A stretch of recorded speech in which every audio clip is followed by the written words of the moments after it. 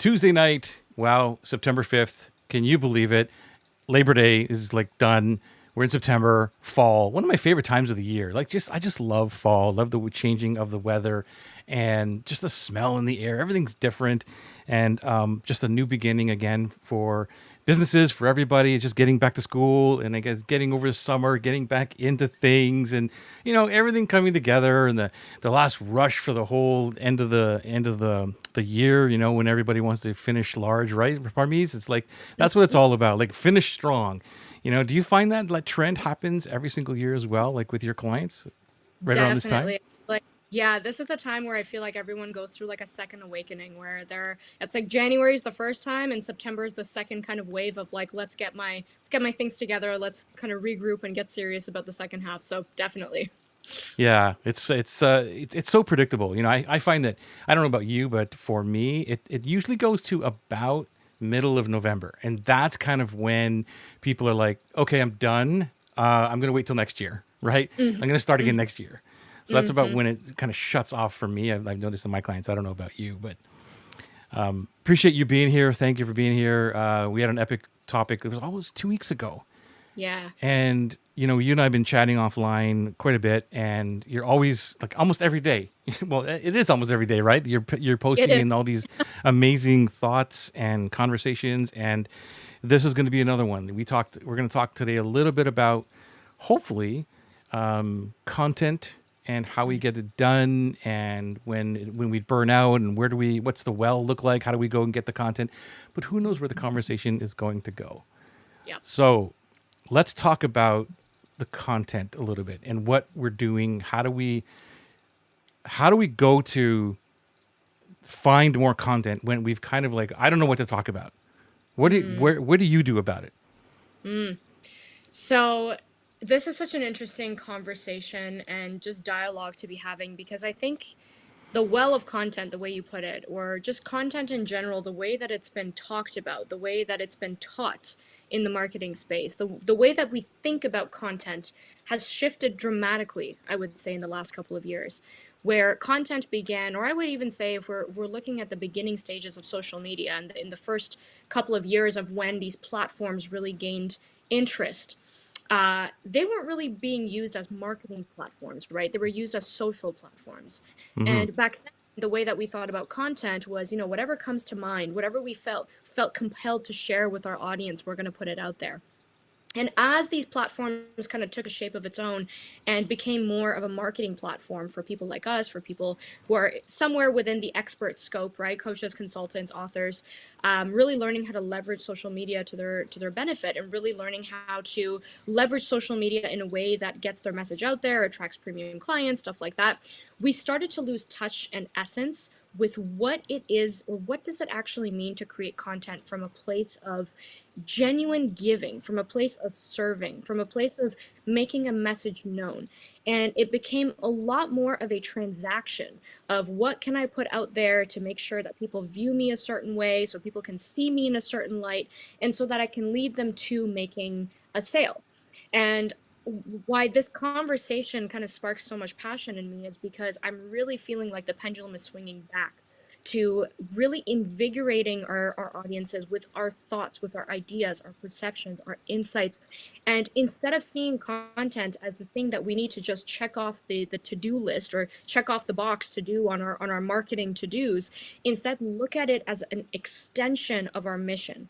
Look at it Hmm. as a way where we actually start serving our clients, so that when we think about our work, when we think about the thing that we're passionate about, when we think about why we started our businesses in the first place, we have an endless well of ideas and perspectives and things that we want to share with our clients, or things that we want to talk about. And if we removed all the rigidities of like, what should I talk about and when and how do I structure it, we already have all that content within us. We don't have to go outside and look for it. We don't necessarily have to think about all the nuances of how do I say the thing, and how do I perfect Hmm.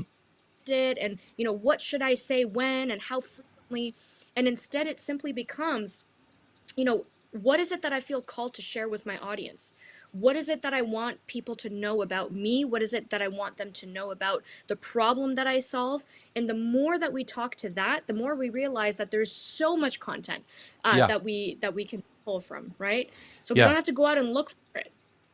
Yeah, 100%. I couldn't agree with you more. I just want to, first of all, we'll carry the conversation in a second. Just want to give a shout out to, I believe that's Kali. Good to see her, Kali. She says, hi, Parmees and Joey. Great to be with you. Great to have you here. Thank you. By the way, if you're here live with us, let us know, hashtag live or hashtag replay. If you're watching the replay, we'll always come back and answer all your comments and questions and all that great stuff. Adrian, nice to see you. Can't wait because I know myself and other nurses are a bit burned out and out of ideas. Okay, we're going to talk a lot about this today, and we've already kind of touched on this. And, I couldn't agree with you more. I think that everything that he's saying, I agree with. We're so aligned in the way that we think. And, from my perspective, one of the things that I teach in Atlas is all about the superpower matrix, which is part of, I guess, the content and like being out there, being who you are, sharing your gift with the world, but not only sharing your gift, but also sharing your personality, your insights, your passions, like something that you really care about, which you truly, that's all what you're about, which is what I love about you. But one of the pushbacks, or I guess some of the reluctance I get from that is like, well, people are going to, judge me. And they don't really say that to me, but that's really what the thing is. And I've even experienced it, even the last couple of months now, is by when you're saying like one message or one thing and you're focused on the passion, you kind of disturb the audiences, right? And you kind of get this repelling effect, or people that are disagreeing with you, or they're not aligned with you or whatever, and they start perking up a little bit. And then it scares a lot of people because they're like, oh, maybe I should move back to that middle line of mediocrity and not really pee a lot of people off here. I'm not going to say really what I think about this thing, because we're not trying to stand on a soapbox, at least from my perspective. We're not trying to stand on a soapbox and say, I'm right and everybody else is wrong. I mean, I was there before when I was, growing up and having my business and everything else. And like people were like, who didn't agree with me were idiots, in my opinion. Yeah. Right. But then I grew up with like, well, you know what? They're not idiots. They just don't agree with me. And we're just not along the same path. But so I learned how to respect them, difference of looking at it. Right. So what do you think about that? Yeah. So I think it's important to distinguish between, people who don't agree with me are idiots, or being able to see where is it that you actually take a stand for something. And I often tell my clients, if you stand for everything, you stand for nothing. 100%. Right. And this sea of sameness, which is a term I see a lot of people, a lot of experts and content creators using, the sea of sameness essentially is referring to everyone kind of talking about the same themes, or the things that are deemed appropriate inside our industries that we can talk about, that are, it's not too vanilla, but it's also not too polarizing, right? So it's just kind of like these perspectives and these ideas that are accepted by all. So like you said, we're not peeing anyone off. But the issue here becomes that when we do that and we almost, I would say, disrespect our own philosophies by doing that, because what ends up happening is that we just end up conforming to what our industry norms or what the industry standards are, instead of looking at ways to actually become known for our ideologies, become known for our perspectives in a way that creates that differentiation factor. And I talk about this a lot in my content, where I say, information is abundant these days on social media, on the internet. And if you're only becoming known for what it is that you do, or the end results that you provide, there's a million and one other providers, practitioners, coaches, consultants that can get people the same result that you do. But what really makes you stand out and what really makes you different is the way that you do it. It's the values and the beliefs and the approach that you have that makes it different. So in this era of marketing, we're no longer just looking at, who can help me get to my result the fastest as possible. What we're looking for is who can do it in a way that's truly aligned with who I am. And the only way to do that is to actually take a stand for the things that you believe in, even if you know it's going to come at the cost of repelling certain people. Wow. Like, anybody listening to this, just take that chunk right there and put it on repeat. Like, that was so brilliant. Like that. I'm going to be saying this a billion times when we're speaking together, that I couldn't agree with you more. It's like, it's like I've got this this female voice now, which is amazing, saying exactly what I want to say, and it's in my heart. And I couldn't agree more. It's just, there's you're right about the vanilla. There's also like this stance for what I believe in. And again, when back then I was, growing up, and they were idiots. But now it's not like that. It's like I get it. You're in that lane, and that's okay. You stand in that line like Seth Godin, right? And I'll stay in this one here. And then it's the same thing as of like having that person, or when you're the flag in the wind, right? You're like, whatever is popular or whatever is someone else is saying, I'm going to agree with that thing over there to try and get business or whatever. Going back to your transactional piece of this, where with us, and again, I may be putting words in your mouth, so disagree with me if you don't agree, which is, this is more about aligning with the person that we want to bring into our world, build relationships, and they can figure out whether or not we are right for them on their terms, on their timeline, and all of that stuff, rather than us forcing ourselves down their throat and saying, no, this is when you have to buy from me and why you have to buy from me. Do you agree? Absolutely. And I mean, this could probably be a whole episode on its own where I have some polarizing perspectives when it comes to objection handling, where I don't do that. And I think you and I might see eye to eye on that, Same thing, where exactly. I don't handle objections. If someone comes to me with a money objection, with a timing objection, I respect that, because one of the crucial elements or principles that I believe in business is giving autonomy back to that person to know that they know what's best for them. And we are not in a position to coach them out of that decision or to coach them into our programs. And I think for the bulk of, the marketing teachings out there, we've been conditioned or programmed to almost think that people are coming into our world with a set of beliefs, and it's our job to overcome them and convince them of why our program or offer, our solution, is something that they need to take action on right now. Yeah, But right now. Right, and a lot of how that is taught is actually kind of arm twisting the wrong people into our program. Because I always say, if someone's coming in there out of lack, out of scarcity, out of fear, if they're coming in there because they feel like they need this thing, then they become so attached to getting the outcome that they can't even absorb the full juice of what you have to offer, because they're so attached to getting to that outcome, whether it's the money or the results or whatever it is that you're promising. And so, wouldn't it be far better if we allowed our content to simply educate, to nurture, and to get people to come to us when they're ready on their timeline, trusting that they know what's best for them, not us? Yeah, and you really hit on a great couple of points there. That when I started coaching many years ago, and it was hard to get someone to give them, turn over their money to me. It was a Right. financial strain for them, and I tried all the whole, whatever it is to try and get them into the program, and I found that it was, for me, it wasn't really. I guess I didn't really ask them, but I felt that they weren't really focused on the outcome, which they were, but they were more focused on, I just gave you $5,000 or whatever, and I want to be able to make that back, which is in relation to the outcome, right? Making money or whatever it is. But it was more focused on, geez, I can't pay my bills this month, and now I got to pay you another $1,000 a month for the coaching program, or whatever it is. And that they were always focused on the money that they were paying. And again, to your point, they weren't focused on the work that we had to do and all of the stuff, because they wanted to make the return on the money, Absolutely. which Yeah. has to do with the result too. But I found it was more about, I just paid you this money, and that really stressed me out. I didn't want that anymore, and so that's where Of course. it was like, I don't care. Like, I don't want to put somebody on a phone call and say, well, today it's $1,000. Like, I really don't have $1,000. Well, can you split it over 2 cards? Like, you know what I mean? Like that kind of stuff. It just, Oh, that gives me the, and I still hear people making claims around that, or talking about how they've got setters and closers and people that can yeah, overcome any objection, and they almost like wear it like a badge of honor, like we can get the person in there. And I'm thinking to myself, yeah, but is that the right person you want inside your programs? Because to right. your point, the only thing that they're going to be thinking about is, oh my gosh, I just made this massive investment. What's the best way for me to make that back as quickly as possible? And so Yeah. they're not truly with the work. They're not actually engaging with what the process is going to ask of them to do, because they're so hyper fixated on that survival need of paying themselves back or making that money back.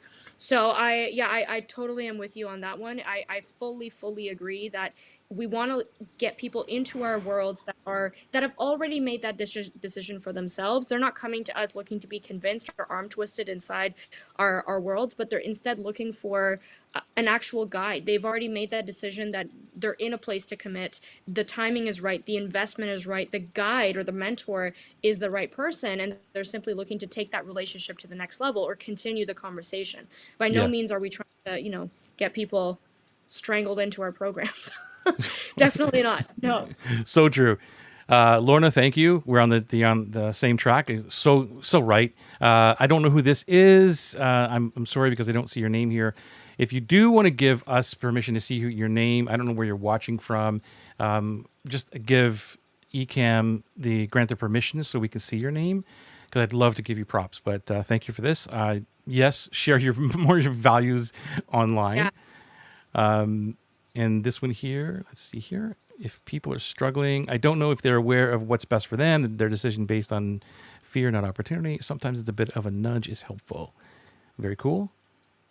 And maybe hyper focus on results allows them to be in super action. Yeah. What do you have to say about that one?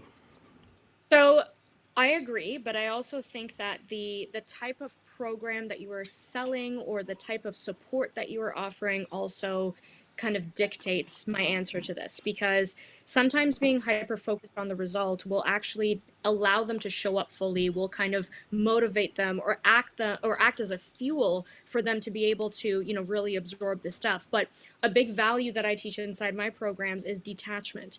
And this is something that I strongly advocate for, that again is one of my polarizing perspectives, because not everyone will agree. That Yeah. the perspective is essentially that the less attached you are to receiving a result, a tangible result, and the more dedicated you are to the process of getting there, the more easily you'll be actually able to get that result or the outcome without having to force yourself. I'm all about removing any sort of obstacle that makes you feel like you need to force yourself into any sort of rigid plan or blueprint, or do things that don't naturally come to you because you feel like that's the thing that's going to get the result, or that's the thing that's going to make your money back. And again, this makes us fall into this transactional mindset of, tell me what it is that I need to do, Joey. Tell me, how often do I need to post? What do I need to say? What are the steps I need to take? And that to me takes away a lot of your sovereignty as a creative or as an innovator, as an entrepreneur, to think about, how do I actually want to engage with my people? What is it that I want to serve? How is it that I want to show up from a place of service? So the more we kind of get attached to, well, how do I create this result, the more likely we are to override some of these inner urges and some of these values that we might have, as to like, well, maybe I don't want to go live a couple of times a week, right? Maybe I don't want to do this really long drawn out launch blueprint that my coach gave me that, has guaranteed millions of dollars in return, but just because it's guaranteed for them does not necessarily mean it's guaranteed for me. So the Mm-hmm. hyper focus on the end outcome can be a good thing, but I would also ask you to question yourself as to, is it hyper focused because you genuinely want to get to that outcome, or is it because you feel like you have to get to that outcome, right? Yeah, that's a great answer. Great answer. Sorry, did I cut you off? You're going to say something else there?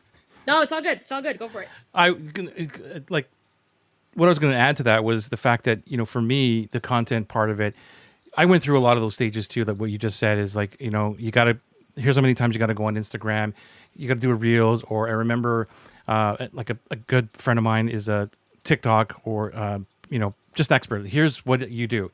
And went viral and taught us the whole thing of how to do it. I'm like, great, this is amazing.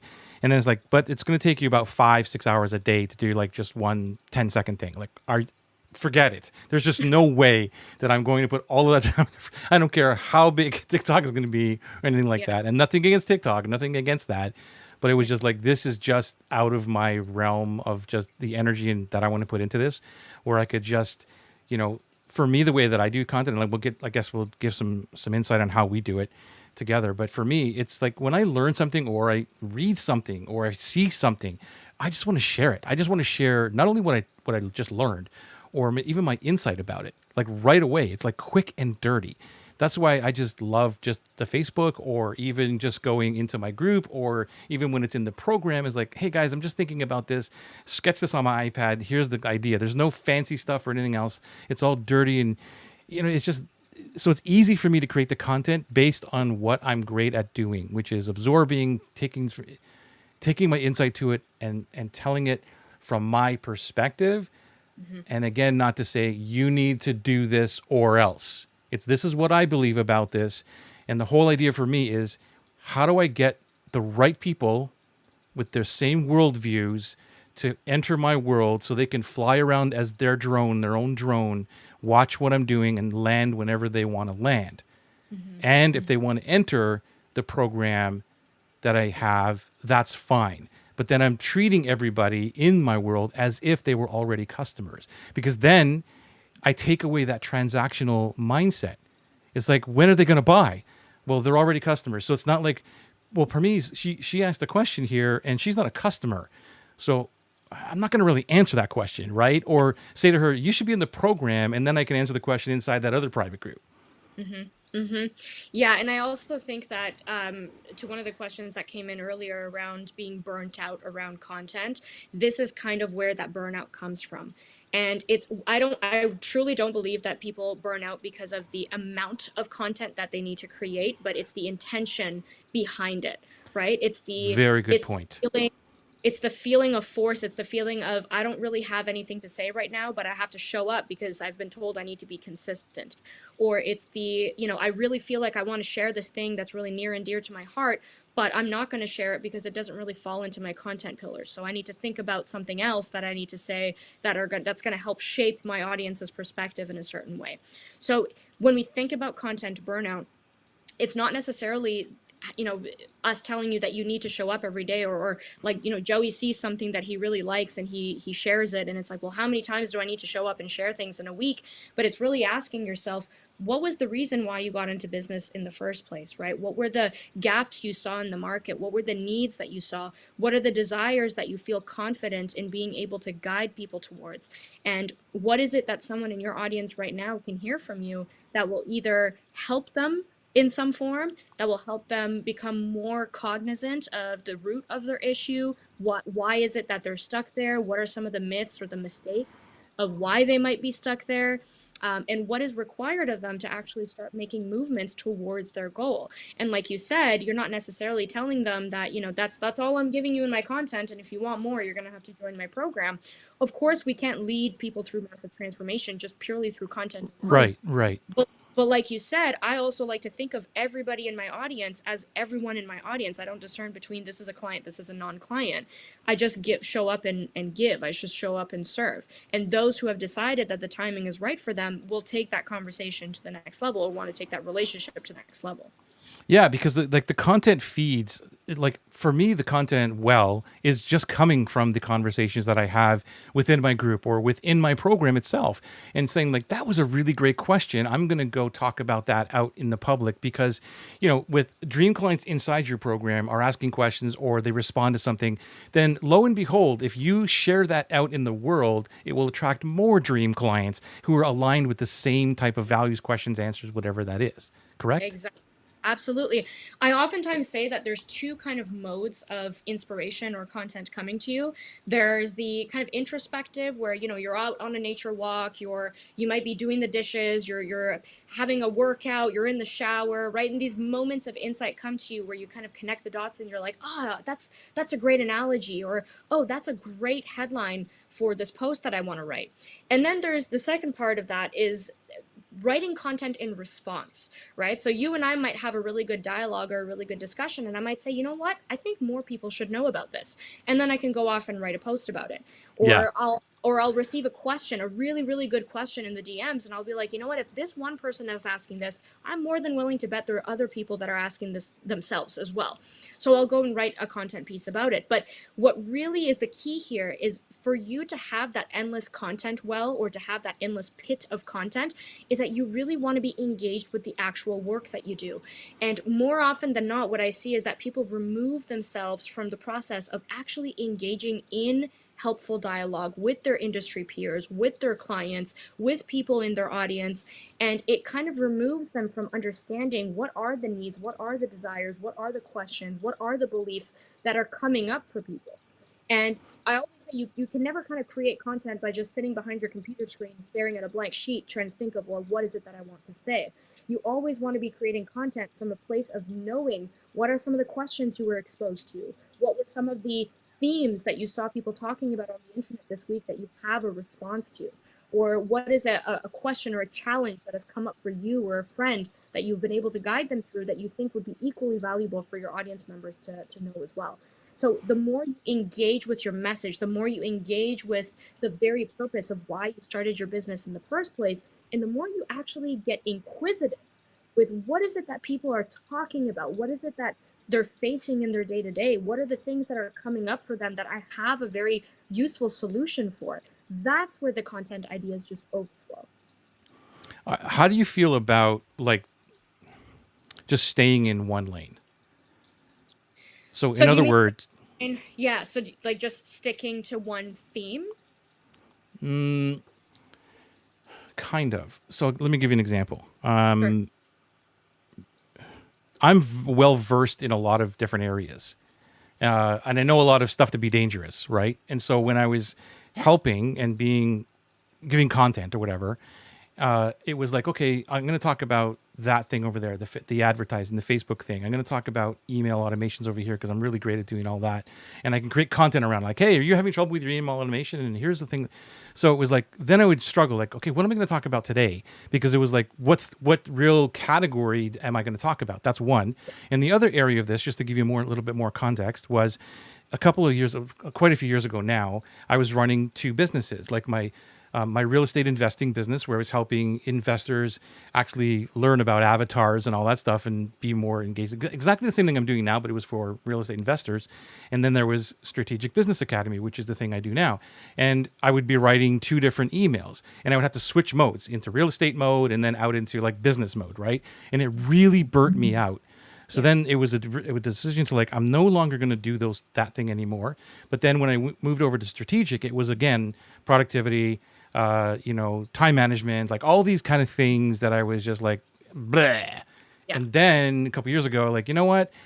I really am passionate about helping people understand the depth of what a dream client really is. Not an avatar, right? But what a dream client is and how to simplify their business and get a true dream life business. Not I know these are words that other people use, dream life and all these other things, but truly what is it all about? And I just focused on that. And that's what I've been focusing on for the last 4 or 5 years now, only that thing. Yeah. And then one more thing before you respond there is that you cannot stump me on the dream client thing. There's pretty much, I know a lot about what it is and what it's like to have a dream business based around that one thing, right? Yeah. So I stay in that lane. Mm-hmm. And even though I can talk about other things, it's like, no, I'm going to look for conversations or anything around that. And then my expertise comes from that, and then the engagement of that, wherever it is, whether it's in my group or someone else's group or on your post or whatever, I'm engaging with that and still bringing my perspective and not disrespecting your thing if it was your post or something, but putting my perspective in and answering something and helping, and all of that relates to like amazing content. Yeah. Whew. Okay, I'll stop there. Love it. What do you think? Okay. So thank you for clarifying, because this now makes a lot more sense. So one of the things that I constantly am telling my clients is that we're multidimensional beings and we are multifaceted, and it's almost, I would say, virtually impossible to feel that we can fit our brands into one lane, like you said, or one core idea. Now, this is different than having a core brand message that everything ties back down to.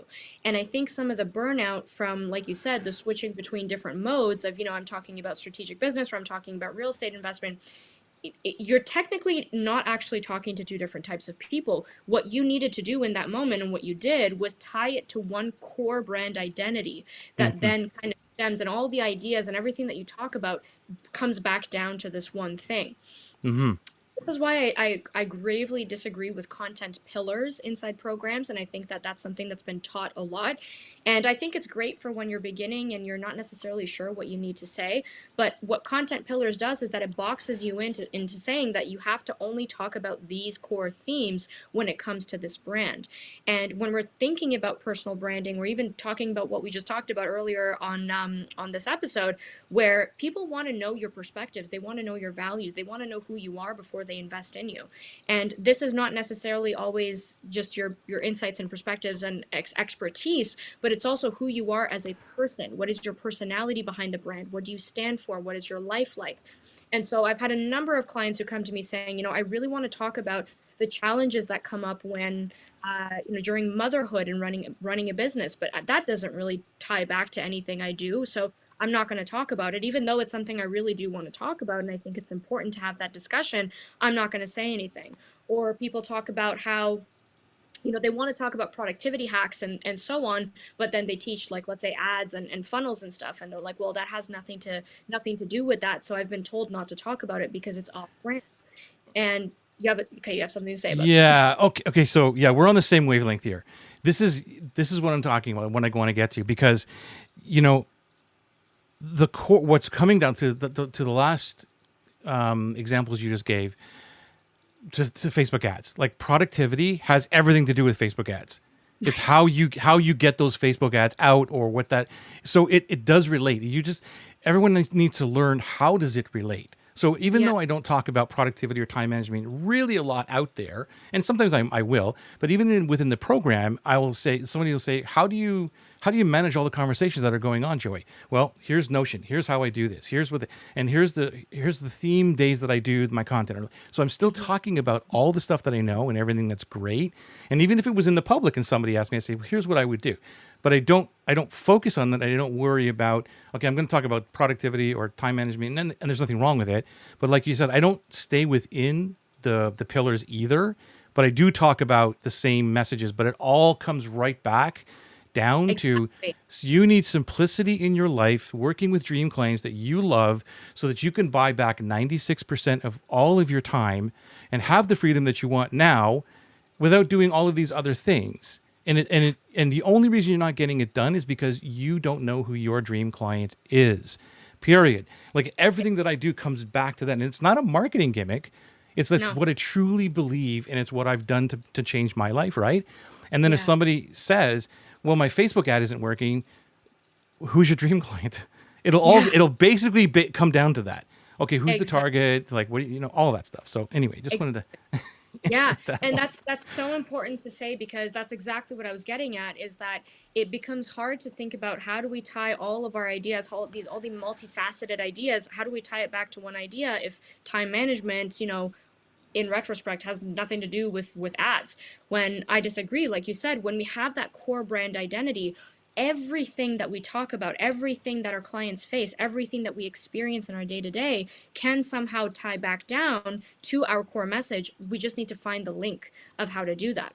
And like you said, who is your dream client? That's the thesis statement, right? That's the resolution point. That's the core idea that you want to land your message on, that you want to repeatedly talk about in your content. Now, finding that dream client or clarifying that dream client can come up in so many different stories, can come up in so many ways. You can have an ads person, like you said, who ads are not converting. Well, who's your dream client? Someone who's launched an offer 10 times and has been done well, and now it's all of a sudden not doing well. Hey, guess what? Maybe your dream client has evolved, right? So there's so many different issues and problems and things that we can speak to that all reinforce this core idea that you need to have clarity on your dream client before any of all the other things work for you. But instead of getting overwhelmed by, like, well, I can't talk about that theme because that has nothing to do with dream clients. No, it does. You just need to find a way to tie it back down together. Yeah, and I love what you just said, and I hope everybody just heard what you just said. By the way, if you're here live with us, #live, let us know, or #replay if you're watching the replay. Because, let's just keep on this theme. That I don't know if this is going to resonate with dream client or whatever it is. Like, let's say for example that I don't know. I had to take a day off or something like this, or somebody was talking about whatever has nothing to do with the actual business or something. I could always link it back to say, like, you know what, today was one of those ADD days for me. I had Yeah. no focus whatsoever. And I don't talk a lot about ADD, but I love talking about ADD and how it's a superpower and all these things, right? I loved all of that. And I know I talk about that and say, you know what? I spent most of my day in there was zero productivity, sitting on my computer for hours. And I said, you know what? Screw this. And I binge watched 3 hours of Seinfeld episodes. And it's only because I have a dream life that I don't have to worry about being productive. And if I have one of these down days because of my ADD and like all these focuses, and talk about that problem that is totally kind of separate from what everybody's hearing, they're like, holy crap.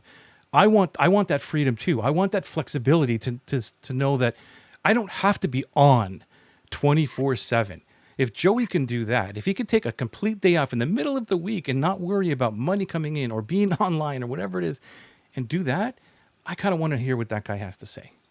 Absolutely. And that was brilliant what you just did there, because that's a very tangible example of taking something that is very real, raw, and relevant for you and tying it back down to how you basically allow your business to kind of help you with that. So somebody else who might be struggling with ADD, or somebody else who might really resonate with having those complete off days, might say, yes, so what I need is to get clear on my dream life and my dream client. That's the thing that I need to do.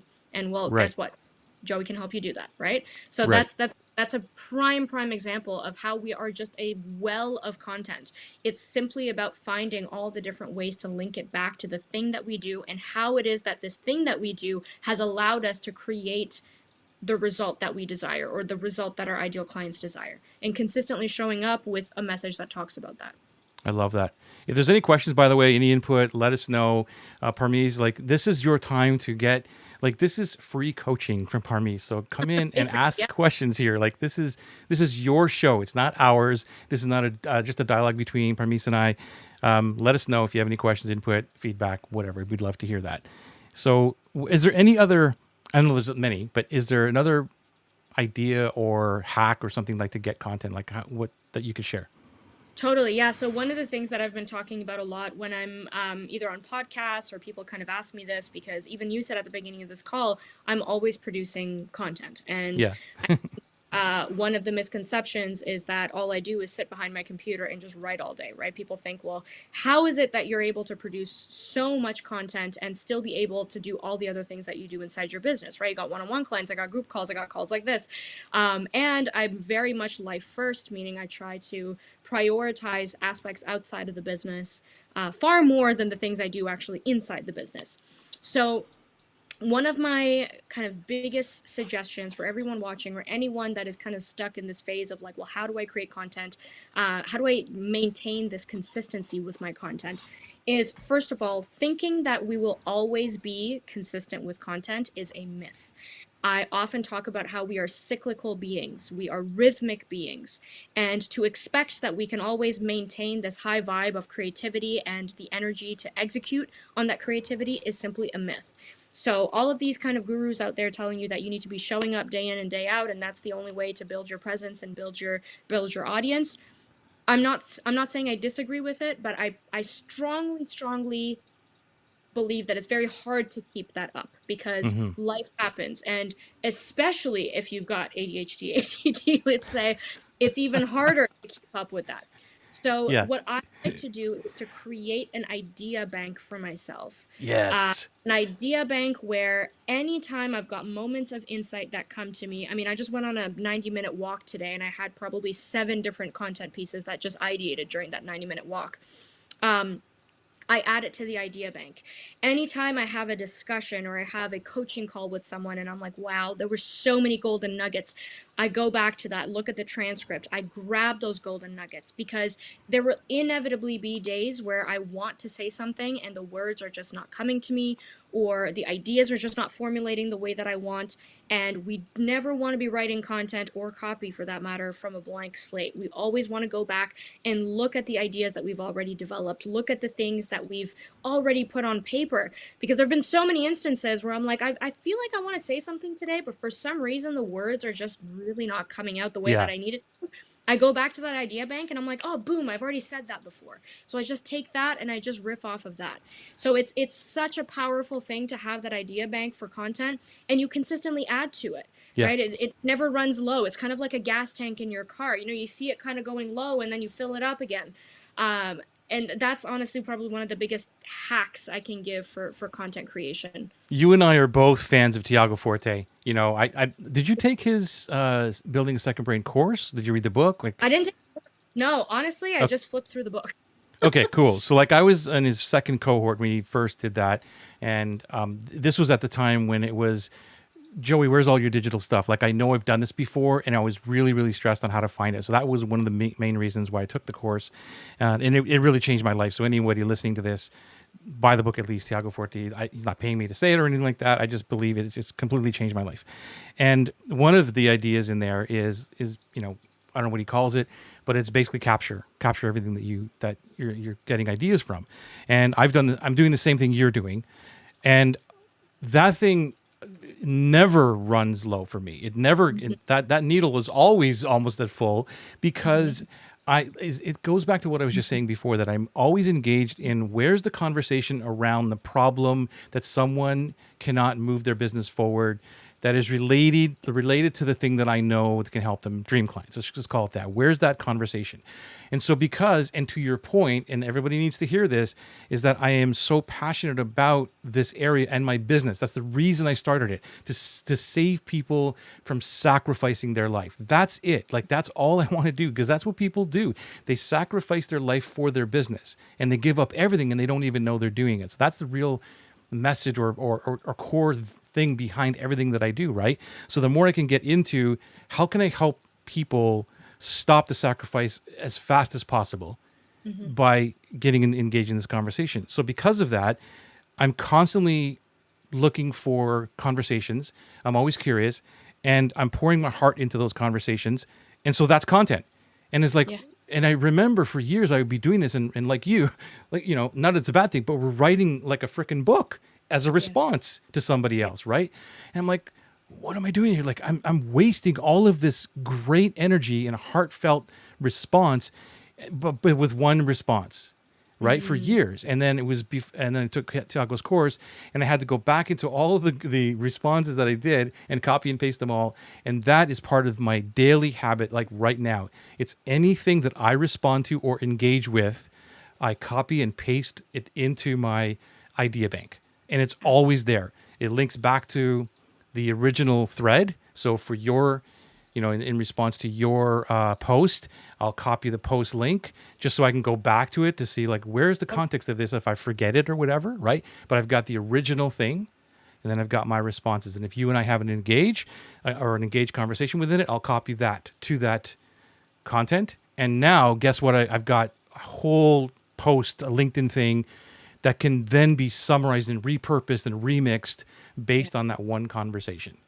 Absolutely. I love that. And I think that, again, so many people often fall into this loop of overthinking what content actually is. And because we've been sold this, like, you know, content that sells, content that converts type of mentality or type of approach, I almost feel, especially my clients will come to me being like, I have all this pressure to get content right. And oftentimes, the thing that will make the biggest difference for them is simply to remove the pressure to say things a certain way in order to get someone to commit or get someone to engage or get someone to apply or whatever the call to action is.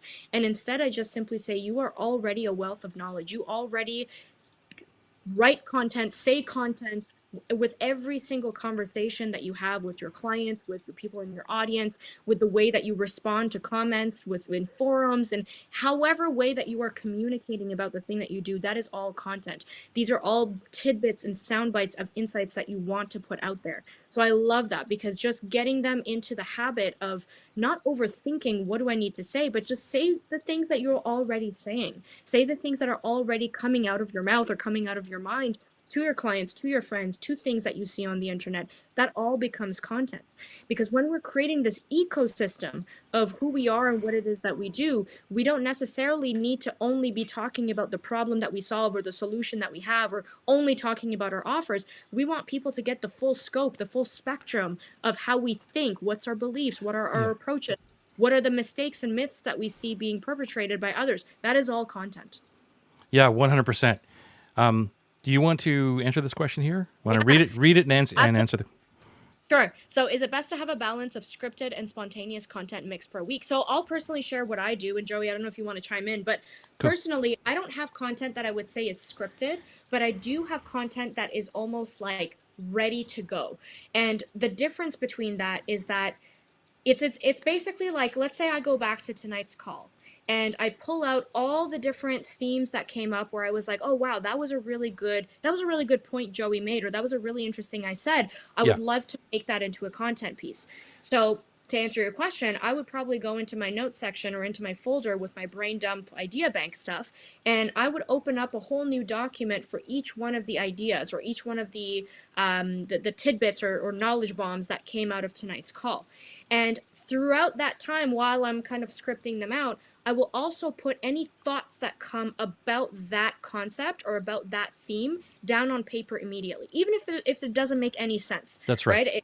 It might come out in kind of like jumbled words. It might come out in random thoughts. Like, I'm not trying to make a cohesive post out of it. I'm Right. just trying to take anything that comes to mind about that theme or about that topic and put that on that document. Yeah. And there are times. Yeah, sorry, go ahead. No. Keep going. So there are times where I'm so passionate and so fired up about that one topic that the post just flows out of me, right? Right. And there are other times where like I know what the core of the message is that I want to say, but I don't necessarily know all the flow and the examples and all the like, nice finishing touches I want to put to it. So it just kind of seems like verbal vomit on paper. But what happens there is that idea sits, and sometimes I go back to it based on a whole other conversation or a whole other thing that I see online, and I'll add to that idea. So I'll be like, oh, that falls into that theme of that thing that Joey and I talked about how we organize our ideas. And I'll go and I'll add to it. And eventually, after a couple of days have gone by, or maybe a week or two have gone by, I basically have a ready to go post, like ready to go. And if I'm ever feeling that urge of like, I really want people to know this right now, that post is basically ready to go. But in response to your other question, or to the second part of your question, where it's like, is it better to be spontaneous? I wrote a post today on why I disagree with how nurturing your audience is being done. And that post just flowed out of me as a result of a client conversation that I had, right? Where she was like, well, I really, really want to know how often should I be writing value posts versus sales posts? And, how much value should I be giving before I make an ask? And it prompted that idea of like, oh, interesting that we've been conditioned to think that we need to give a certain amount before we can make an ask, or like there's some sort of like magic formula where we need to nurture our audience, not because we genuinely want to nurture them, but because we're going to make an ask. So that post just flowed out of me. And so Yeah, and to your point, like that, I'm kind of more on the spontaneous side of it. Like that's kind of my nature. Is like, oh, this was an amazing conversation, or the chat I just had with Parmees was amazing, and I want the world to know about this, or what my thoughts are about that, whatever. So I'm more spontaneous, but that does not mean that I don't do the other parts, which I'll share with you as well, because I'm kind of like the same as what you're doing. As so, what I do is I'm now getting into themes, and I'll get to that in a second. See how my ADD starts to kick in, right? So I'm always capturing ideas, which is every single day. And I've also got everything tagged, and I'm using Notion. So everything's like all interconnected with everything. And then I also start, if I'm on a roll with an idea and I get that almost finished kind of post that could, a couple more, maybe another hour on this or another 30 minutes or so, if I really will focus and tweak it could be a post. Those I'll mark as upcoming. Or those are next up. So now I have, I don't know how many right now. There's got to be about 200 different content post ideas sitting there, but they're not all next up. They're just, so the way I do it is like I have two databases, right? I have a content database, which is like, that's the one the content's going to be in this, and I have my notes database with basically everything goes into there, all my thoughts, whatever it is. And then if I have a conversation about this, I'll basically put it into a note. And then I might think about, this might be a really good content piece. So I'll create like a temporary content title idea that connects to the note. So I can still add random free writing thoughts and everything to that note. Doesn't mean I can't do it in the content piece, but now they're interconnected.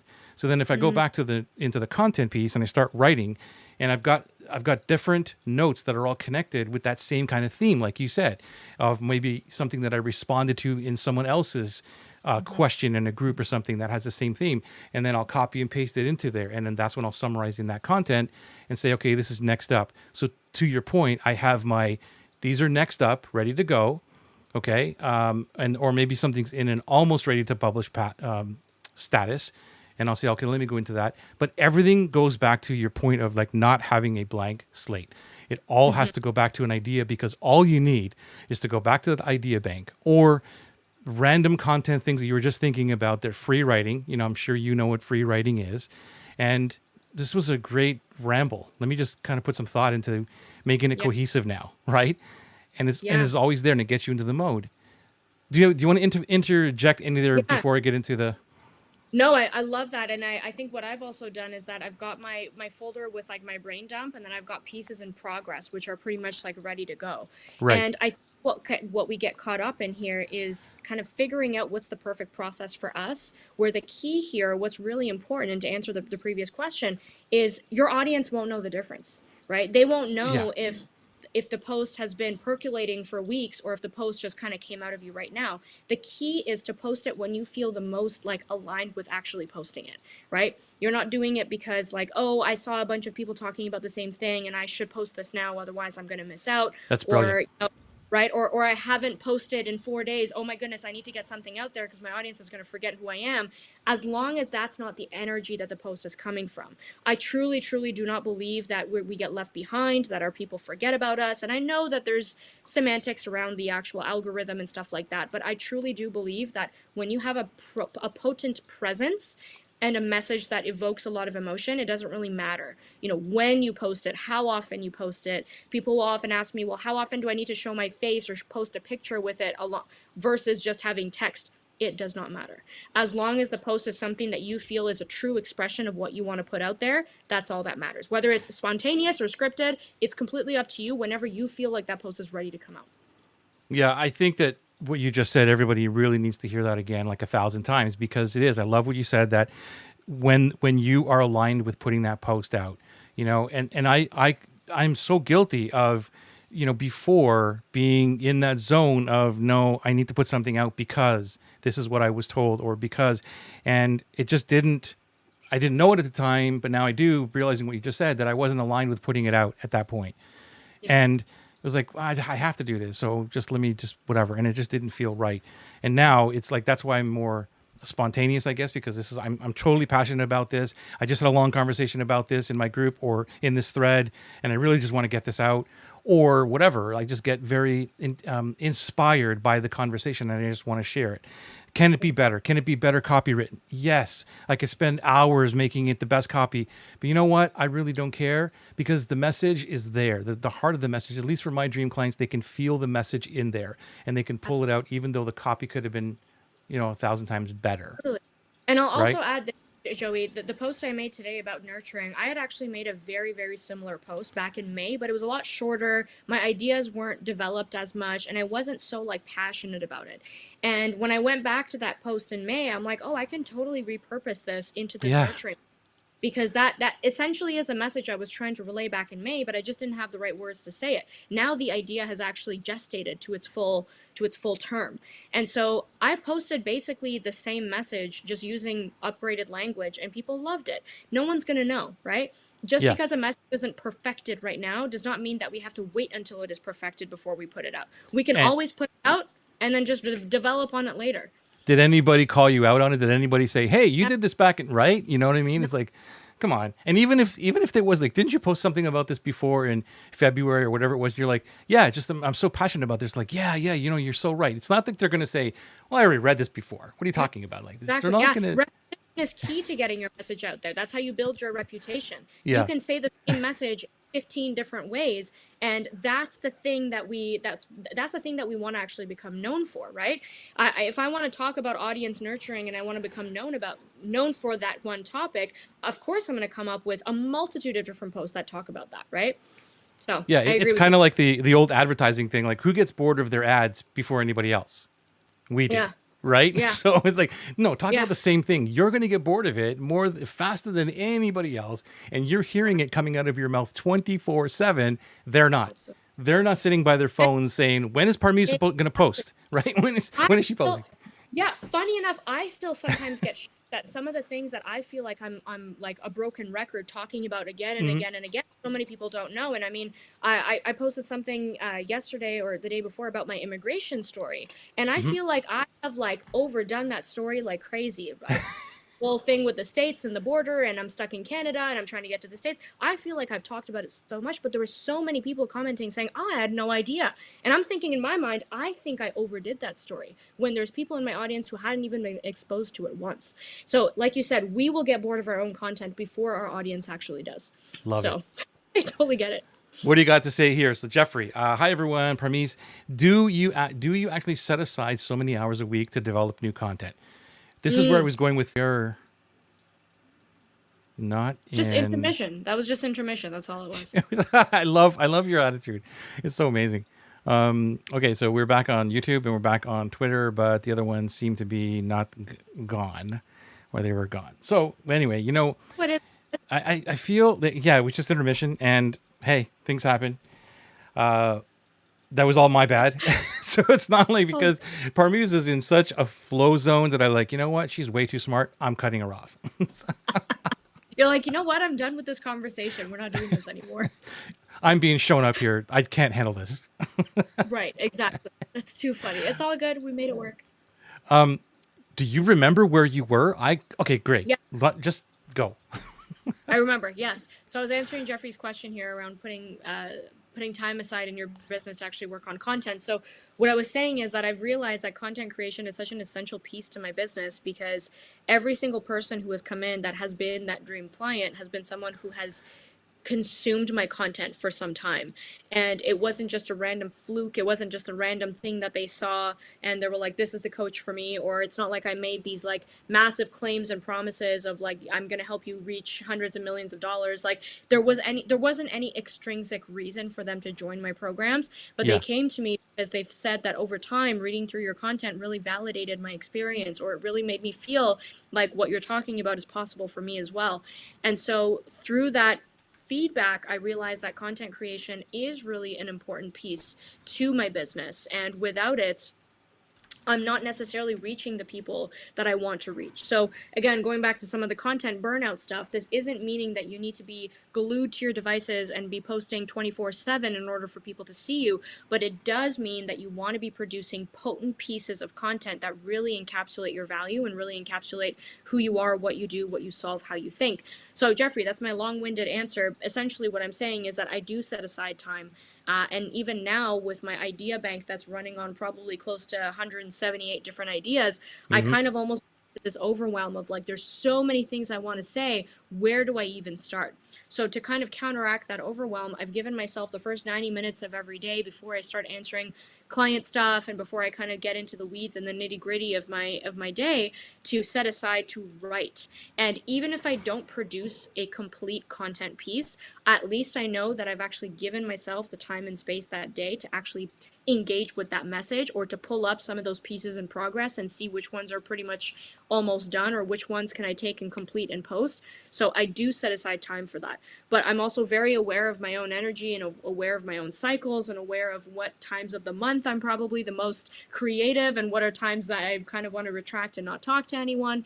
And so I know that I've kind of fallen more in tune with my own creative cycles to know that, there are certain days where I'm not really coaching that much, or there are certain days where I do have a little bit more time and space to kind of get my hands dirty into the content. So I do set aside quite a bit of time in a week to do that, but only because I've identified content creation as being a key pillar to why my proverbial lights are on in my business. Yeah, I'm like you. I remember going with a book called The Power of When. I forget the author, and you probably read the Michael same book, Bruce. right? Yeah, Yeah. and like the flow zones and like when should I be doing things and when I'm productive. And I found that I'm very creative in the morning, and so Yeah. I've protected my time in the morning, even though I don't necessarily need to. I need to have the content done. It's like that's when I'm opening my brain and I'm not doing things that are outside of the creative zone, right? Like any processes and things like that. And so I do those when my brain, not when I'm basically brain dead. I can just do processes Right. later on. Yeah. And but then I've also found that, again, around the dream life piece of this, is that I'm kind of in the theming of days, like whatever you want to call it, cycles, right? Yeah. And I find that because my brain, I'm releasing the fact that, Wednesday is an actual clean day for me. Because I got the Yeah. Monday, I got the Tuesday, like just coaching, and I got all this. Like, it's a very busy day on Tuesdays. Wednesday's kind of a breather for me. So my Mm-hmm. brain understands that, and for some reason, I'm very creative on the Wednesday, and the same thing on Friday, because I've Yeah. always, for the longest time now, I've had 3-day weekends. Doesn't mean I don't work, right? Yeah. But I don't have to do anything. My brain Yeah. knows that you got to be pretty much on coaching and be engaged with your clients and all that stuff up until Thursday, and only Yeah. between 1 and 5 on Monday, Tuesday, Wednesday, Thursday, right? That's it. So that's when I'm doing really great in my coaching piece. But I'm like, I was trying to fit in my creative in between those zones, like from 1 to 5. Okay, I'm going to Yeah. coach Parmees now for an hour, or I'm going to be on my group coaching, and then okay, well, I got Right. an hour. Let me go try and create something. It would just didn't work. So Yeah. that's why I started protecting my morning and doing that. And so, like you, I'll just write things in. If it doesn't flow or if it doesn't go anywhere, it just goes into the idea or the copy bank and whatever, and that's it. It's all good. It just Yeah. stays there. But now I'm finding that I'm trying to get around the themes of, like, you know what, Wednesdays, I'm going to just try to create content and at least get some pieces that maybe have been sitting, like you Mm-hmm. said, Mm-hmm. and and just tweak them up so that they're ready to go, so that when I'm Yeah. really in a unfocused state or anything, I can just go, that one was great, wrote that 3 months ago, here I'm going to post this kind of thing, to get all of that out of my brain and leave it only for creativity, not for Mm-hmm. thinking, not for, oh, it's I got it, it's only been twice a week now, I got to get that third one out this week, right? And getting Yeah. out of that zone. So that's Absolutely. kind of the Yeah. And way that that I approach it. Yeah, that removes the pressure also of like thinking that every day you got to wake up and think of a content piece and write that Hmm. content piece, design it and post it. And I think that's the piece where a lot of people also kind of fall off the wagon or feel burnt out by the content creation. It's just like how many things need to happen in order for that content piece to get out. But when you've systemized it this way, and I'm with you as well, Thursdays is a day that I take completely off from any sort of human interaction. That's like my introspective day. I'll go on long walks, I'll consume material, listen to podcasts. And I typically find that on the Friday, because I haven't really engaged with anyone, but I've taken that time to really consume really good inputs, on the Friday, I have lots to say and it doesn't feel Hmm. like I need to. So I'll typically write 3 or 4 posts on that Friday. Even if they're not completed, I'll put them in the arsenal so I can always come back to it. But like you Brilliant. said, when those dips hit, you don't necessarily feel like, oh shoot, I need to get something out there today. You can just go back into your content bank and look at the things that you've already developed and just pull from that. Yeah, and I think that what we're both saying here, for anyone listening, is the fact that even when you're in the creative zone, like however you want to, whatever category you want to put that in, like, okay, I'm going to write every single day and it's going to be the mornings and whatever. It does not mean that you need to have that content piece finished, perfected, and ready to go. And that Right. because you didn't put it out on the Monday morning or that Monday that you messed up. That's not what we're saying. At least that's not what I'm hearing. Is that right?